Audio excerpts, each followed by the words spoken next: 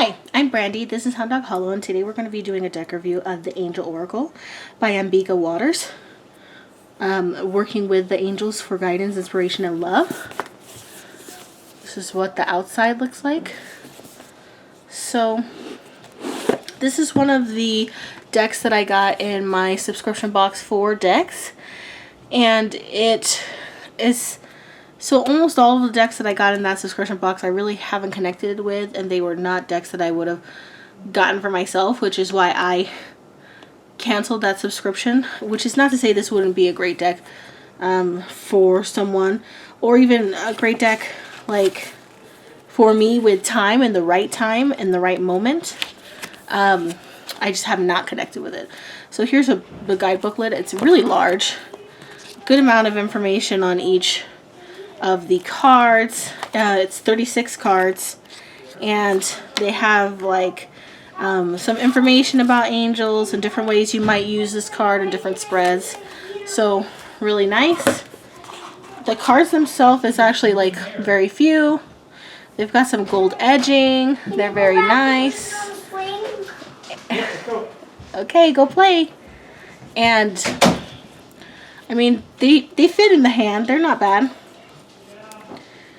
They're not a bad size, and they're not the thickest that I have, but they're not terrible quality either. They are glossy, which is not my favorite, but you know, it is what it is. So the Archangel Metatron, Michael. I'm gonna go ahead and come out and say that I don't like the art at all. Again, that's not, this is not a problem with the deck. It just is not for me. So I really, I actually have a picture of Michael the Archangel on my altar, and he's kicking demon ass and taking names, which is my preferred image of him in his armor. This one looks really stately. I don't know. I'm just not getting it. Gabriel, Raphael, Uriel, the guardian angel of children. Again, she's also on my altar.